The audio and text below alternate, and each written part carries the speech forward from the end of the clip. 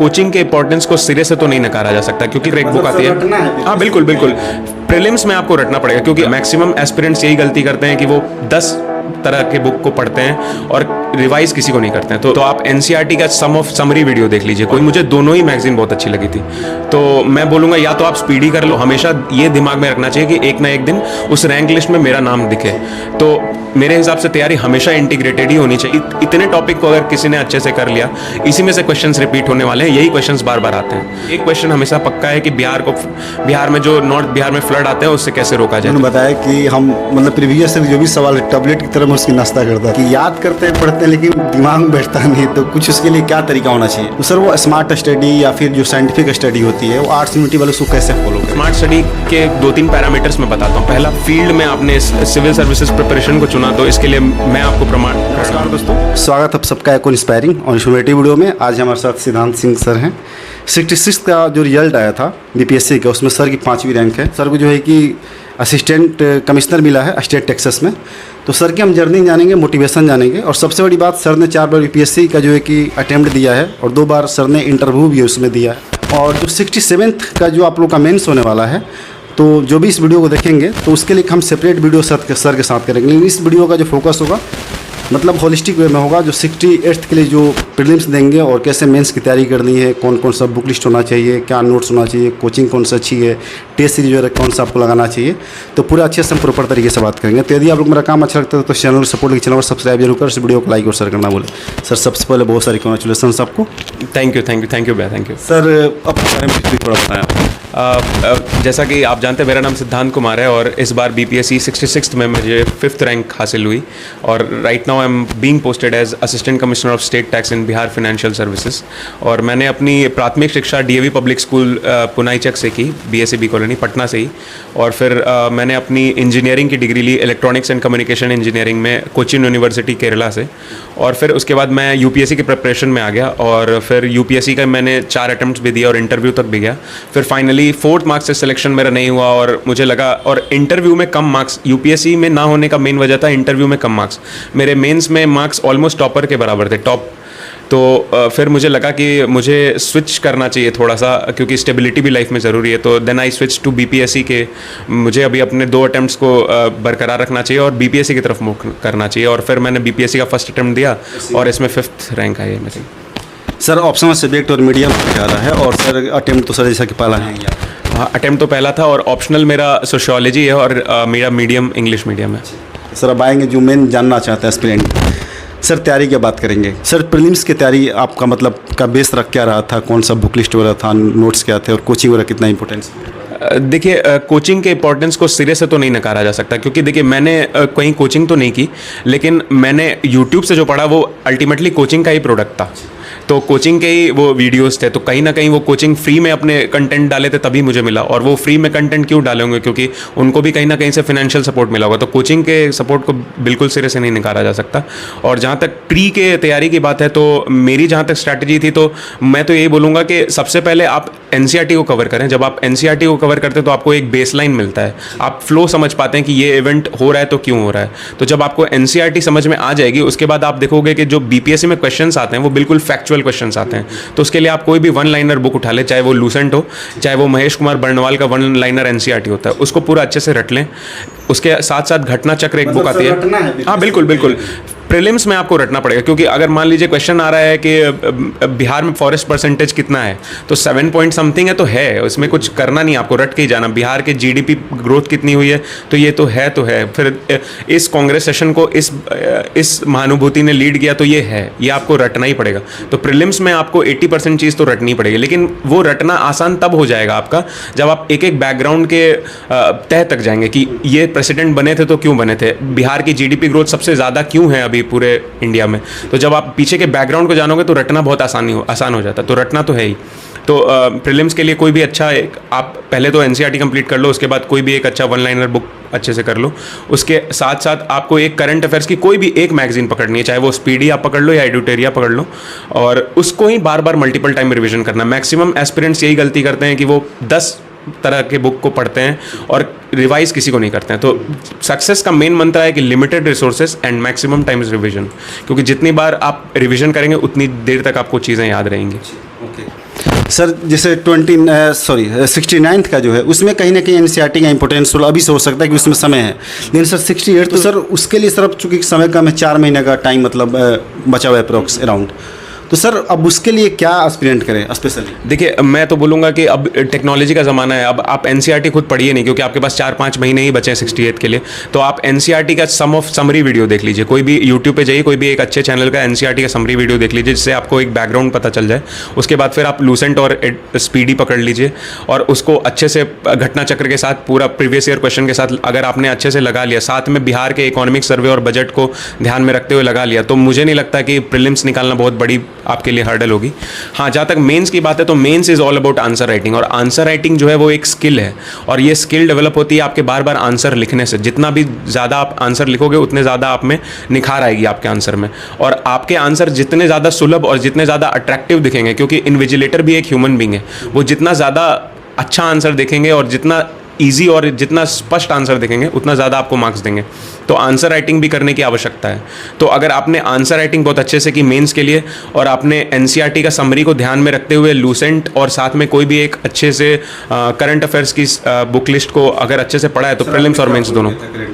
देखिए, मैंने 66th में तो मैंने स्पीडी फॉलो किया था, और 67th में दे रहा था क्योंकि उस समय तक 66th का रिजल्ट नहीं आया था, जो 8 मई वाला कैंसिल हुआ था। तो उसमें मैंने एडुटेरिया फॉलो किया था, और मुझे दोनों ही मैगजीन बहुत अच्छी लगी थी। तो मैं बोलूँगा या तो आप स्पीडी कर लो या तो आप एडुटोरिया करो, लेकिन अगर कर रहे हो तो कोई एक ही करो और उसी को बार बार करो। सर अब जो 68वीं के लिए जाएंगे उन जो वो देंगे अटेम्प्ट, तो सर मतलब प्रीलिम्स हो गया, मेंस हो गया, तो क्या इंटीग्रेटेड वे में करना चाहिए कि अलग अलग तरीके से, किस तरीके से तैयारी करनी है? देखिए, तैयारी हमेशा सिलेक्शन की होती है, तैयारी प्रीलिम्स मेंस और इंटरव्यू की नहीं होती है। अगर अंततः आप इंटरव्यू देकर भी आपका, जैसे मेरा यूपीएससी में इंटरव्यू देकर भी सिलेक्शन नहीं हुआ तो सिलेक्शन नहीं हुआ ना, तो और बीपीएससी में सिलेक्शन हो गया, तो हमेशा तैयारी सिलेक्शन की होती है। प्रीलिम्स मेंस इंटरव्यू निकले ना निकले इससे मतलब नहीं है। तो हमेशा ये दिमाग में रखना चाहिए कि एक ना एक दिन उस रैंक लिस्ट में मेरा नाम दिखे। तो मेरे हिसाब से तैयारी हमेशा इंटीग्रेटेड ही होनी चाहिए और हमेशा सिलेक्शन की तैयारी होनी चाहिए। सर सिलेबस बहुत ब्रॉड है, चाहे हम किसी स्टेट पीसीएस की बात करी जाए, यूपीएससी की बात करी जाए, तो सिलेबस को समझना ही बहुत लोगों के लिए बहुत मुश्किल काम हो जाता है। और सिलेबस समझते हैं तो उसमें उसी मतलब फंसे रह जाते हैं। उसको सर डिकोड किया जाता है, मतलब कि उसको शॉर्ट बनाया जाए, सॉफ्ट टॉपिक किया जाए, तो सर उसको क्या करने का तरीका क्या हो? देखिए, प्रीलिम्स के लिए तो मैंने सिंपल बता दिया है कि एनसीईआरटी प्लस कोई भी लूसेंट या वन लाइनर बुक, और साथ में एक करंट अफेयर्स की कोई भी मैगजीन, और साथ में बजट और इकोनॉमिक सर्वे। इससे ज़्यादा आपको करने की बिल्कुल भी आवश्यकता नहीं है। जहाँ तक मेंस की बात है तो मेंस बीपीएससी बहुत ही मेंस बीपीएससी का सिलेबस जो है आप बहुत ही अच्छे से डिकोड कर सकते हो। जैसे GS1 की अगर हम बात करें सबसे पहले, तो उसमें फर्स्ट सेक्शन होता है हिस्ट्री। हिस्ट्री में 8 या 9 टॉपिक हैं, जिसमें मैं अपने हाथों से गिन के बता सकता हूँ कि मौर्य आर्ट हो गया, पाला आर्ट हो गया, फिर गांधी जी हो गए, टैगोर हो गए, नेहरू जी हो गए, और 1857 रिवोल्ट हो गया, संथाल रिवोल्ट हो गया, पटना कलाम पेंटिंग्स हो गया, मधुबनी पेंटिंग्स हो गया, और बिरसा मुंडा। बस इतने टॉपिक को अगर किसी ने अच्छे से कर लिया, इसी में से क्वेश्चंस रिपीट होने वाले हैं, यही क्वेश्चंस बार बार आते हैं। तो हिस्ट्री, यहाँ से हिस्ट्री और आर्ट एंड कल्चर पहला सेक्शन GS1 का यहीं से निकल गया। इसके रिसोर्सेज हैं कि बिहार समग्र की कोई भी आप बुक ले लें, बिहार समग्र ले लें या फिर KBC नैनो ले लें, कोई भी बिहार स्पेशल की एक बुक ले लें और उसके अपने नोट्स बनाएं, और 1 या 2 पेज के नोट्स बना लें, जिससे आपको बाद में फ़ायदा हो उसको बार बार रिविजन करने में। जो सेकंड GS1 का पार्ट है वो है डेटा इंटरप्रिटेशन, DI जिसको बोलते हैं। तो DI जो एक मार्क्स है, वो जो सेक्शन है वो आपको डायरेक्ट रैंक दिलाता है, उसमें आप 72 में 72 स्कोर कर सकते हो। तो मेरा तो यही मानना है कि DI में आप जितना ज़्यादा स्कोर करना की कोशिश करोगे उतना ज़्यादा आपके लिए फ़ायदेमंद होगा। तो उसके लिए आप डेली एक DI का क्वेश्चन बनाएं, वो RS अग्रवाल से बना ले या तो फिर आप प्रीवियस ईयर क्वेश्चन से बना लें। फिर जो थर्ड सेक्शन है GS1 का, वो है करंट अफेयर्स। तो करंट अफेयर्स के लिए आपको कोई एक मैगजीन पकड़नी चाहिए, चाहे वो किसी भी बड़े इंस्टीट्यूट की हो, चाहे वो विजन IAS हो, इनसाइट्स IAS हो या दृष्टि IAS हो, किसी के लिए भी एक मैगजीन पकड़िए और फिर उसको आप हर मंथली मैगजीन को एक बार पढ़ना आवश्यक है। फिर जहाँ तक GS2 की बात है तो GS2 में पहला सेक्शन आता है पॉलिटी का।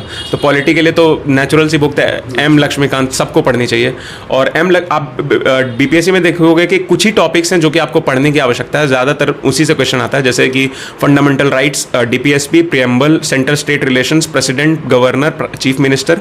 इससे ज़्यादा जनरली बाहर नहीं पूछती है BPSC, लेकिन फिर भी आपको M लक्ष्मीकांत एक बार पूरा पढ़ लेना चाहिए। तो और उसके बाद जो दूसरा सेक्शन है वो इकोनॉमी, तो उसके लिए मैंने बता ही दिया, बजट और और इकोनॉमिक सर्वे आपको बिहार का पढ़ता होना चाहिए और आपको बिहार का नॉलेज ज़रूर होना चाहिए, जैसे कि ज्योग्राफी बिहार की क्या है, बिहार का इकोनॉमी क्या है, जिसके बेसिस पे आप आंसर लिख सको। फिर तीसरा क्वेश्चन उसी में बीपीएससी हमेशा पूछती है, एक ना एक इंडेक्स का पूछती है, तो आप इंडेक्स के लिए टॉप 10 वर्ल्ड के इंडेक्स और टॉप 10 इंडिया के इंडेक्स का 10-10 करके तो टोटल 20 इंडेक्स हो गए। तो टोटल 20 इंडेक्स का एक सूची बना ले, उसमें इंडिया का क्या परफॉर्मेंस है, कौन कौन से पैरामीटर्स के बेसिस पे वो रिजल्ट देती है। ये अगर आपने कर लिया तो जो GS2 का सेकंड सेक्शन है ये भी कंप्लीट हो जाएगा।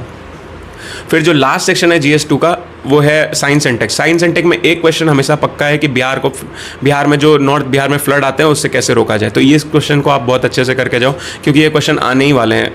और उसके अलावा फिर जो 3 सेक्शन रहते हैं उसमें आप स्पेस के लिए अलग से आप कर सकते हो, जैसे स्पेस में इसरो का क्या अभी तक जो भी उसने अचीवमेंट है इसरो का वो क्या है, फिर नासा का क्या अचीवमेंट है। तो स्पेस सेक्टर आपको करके जाना चाहिए। और साथ में जो भी करंट इवेंट चल रहे हैं, जैसे हम लोगों के टाइम में कोरोना का पीक था, तो हम लोगों में आया था कि कोरोना के लिए इंडियन गवर्नमेंट ने साइंस एंड टेक के फील्ड में क्या किया। तो आपको करंट अफेयर्स और साइंस को अगर आप लिंक करके जाओगे तो CS2 भी कंप्लीट हो जाएगा। सर 66 में सर आप ही के बैच में एक 8वीं रैंक के साधारण सर, उन्होंने बताया कि हम मतलब प्रीवियस से जो भी सवाल टैबलेट की तरह मैं उसकी नाश्ता करता था। तो मतलब उनका बेसिकली कहने का मतलब ये था कि बहुत रिपीटेशंस हैं।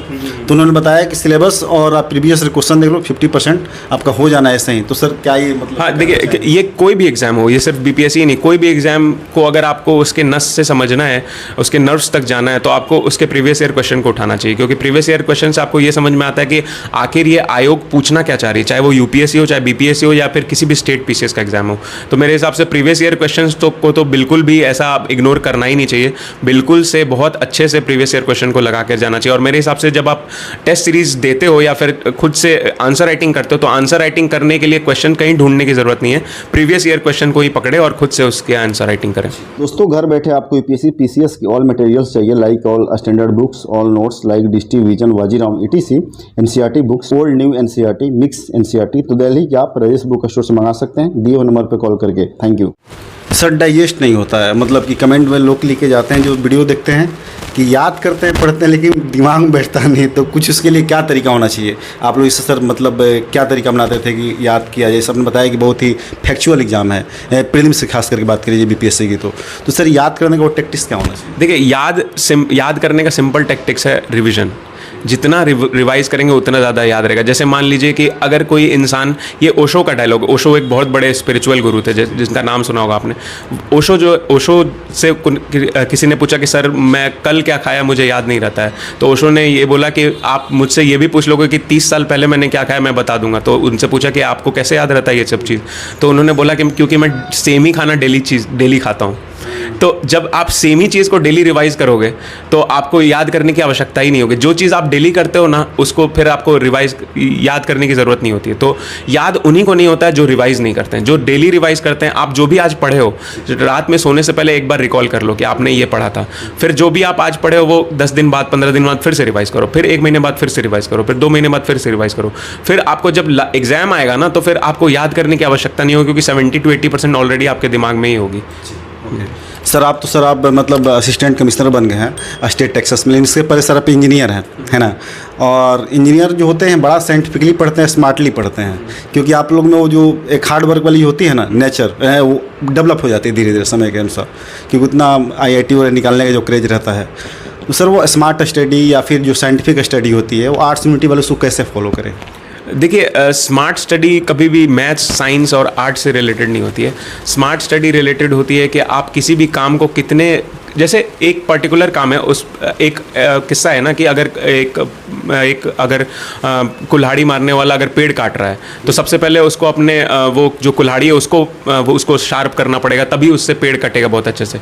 तो स्मार्ट स्टडी जो होती है वो आदमी को खुद ही ढूंढनी पड़ती है। अब स्मार्ट स्टडी के 2-3 पैरामीटर्स मैं बताता हूँ। पहला, पॉइंट्स में अपने आंसर लिखें, क्योंकि किसी भी इन्विजिलेटर को इतना टाइम नहीं है कि आपके पूरे पैराग्राफ में वो पूरा 4-5 लाइन पढ़ेगा। अगर उसको चीज़ें पॉइंट्स में मिलती हैं, सजा के मिलती हैं, तो वो आपको नंबर देंगे। दूसरी बात, अपने हर आंसर में डायग्राम बनाएं, हब एंड स्पोक डायग्राम बना सकते हैं, या फिर ग्राफ चार्ट दिखा सकते हैं, बार ग्राफ दिखा सकते हैं, या फिर स्टैटिस्टिक्स दिखा सकते हैं। इससे इन्विजिलेटर इंप्रेस हो जाते हैं, आपको मार्क्स देंगे। तीसरा ये कि आपको इंट्रोडक्शन, बॉडी और कंक्लूजन तीनों पे वर्क करना है। कोई भी आंसर जो होता है उसको प्रॉपर इंट्रो चाहिए, कोई भी आंसर जो होता है उसमें प्रॉपर कंक्लूजन होना चाहिए, क्योंकि इंट्रो एंड कंक्लूजन पे भले आपको मार्क्स मिले ना मिले, लेकिन अगर आपने इंट्रो और कंक्लूजन नहीं लिखा है तो मार्क्स कटेंगे ज़रूर। और चौथा चीज़ ये है कि आपके जो भी आंसर के की पॉइंट्स है ना उसको आपको हाईलाइट करना चाहिए, क्योंकि इन्विजिलेटर के पास इतने कॉपी होते हैं कि आपके कॉपी को वो स्पेशल तवज्जो नहीं देंगे, तो आपको खुद के आंसर को अंडरलाइन करना चाहिए। सर 2 इंक हम यूज कर सकते हैं? नहीं, सेम जो चीज़ आप लिख रहे हैं, अगर आपको लगता है कि ये, जैसे मान लीजिए प्रियम्बल का कोई वर्ड है सेक्युलर, आपको लगता है कि ये सेक्युलर वर्ड इन्विजिलेटर को दिखना चाहिए, तो बस उसके नीचे सेम ही पेन से अंडरलाइन कर दीजिए। आपका मेन काम है बस कि इन्विजिलेटर का ध्यान अपने उस पर्टिकुलर वर्ड की तरफ आकर्षित करने का। अगर आपने कर दिया तो फिर आपको मार्क्स मिल जाएंगे। तो यही होती है स्मार्ट स्टडी। स्मार्ट स्टडी कहीं बाहर से नहीं आती है, बस आपको यही देखना रहता है कि आप अपने आंसर को कितने अच्छे ढंग से अपने इन्विजिलेटर को प्रस्तुत कर देते हो, और फिर वही रिजल्ट में जब रिफ्लेक्ट होता है तो आपको समझ में आता है कि स्मार्ट स्टडी ने वर्क कर दिया। सर जो भी एस्पिरेंट आप सुन रहे हैं उनके लिए सर 2 शब्द और लास्ट मैसेज उनके लिए क्या है आपका? देखिए, मैं सबसे पहले तो यही बोलूँगा कि आप इस फील्ड में आपने इस सिविल सर्विसेज प्रिपरेशन को चुना, तो इसके लिए मैं आपको प्रणाम करता हूँ, क्योंकि ये चुनना ही बहुत बड़ी बात होती है, क्योंकि आपको खुद नहीं पता होता है कि सफलता 2 साल, 4 साल, 5 साल, कितने साल लगेगी। तो आपने इस फील्ड में आया है, इसके लिए ही आपको सलाम। और दूसरी बात ये बोलूँगा कि बिल्कुल डिमोटिवेट होने की आवश्यकता नहीं है। डिमोटिवेशन मुझे भी होती थी, लेकिन आप खुद अगर इंटरनली मोटिवेटेड रहोगे और आप अपने लक्ष्य के प्रति हमेशा समर्पित हो, तो कभी ना कभी आपको सफलता ज़रूर मिलेगी। जैसे मुझे मिली है, आपको भी एक दिन ज़रूर मिलेगी। थैंक यू सो मच सिद्धांत सर कि आपने बहुत ही प्रोसेस टाइम निकाला और बताया। सर एक और वीडियो करेंगे हम हमारे साथ, जिसमें कि 67 जो मेंस लिख रहे हैं तो कैसे अपने मेंस को बूस्टअप कर सकते हैं, सर की जो स्ट्रेटेजी थी वो बताएंगे। तो उस वीडियो को आप देख सकते हैं, इस डिस्क्रिप्शन में लिंक दे दूँगा। सर शुक्रिया, थैंक यू सो मच। तो दोस्तों वीडियो आपको अच्छी लगी तो इस वीडियो को लाइक और शेयर जरूर कीजिएगा, और चैनल सपोर्ट चैनल सब्सक्राइब करना बोलें। Thank you sir.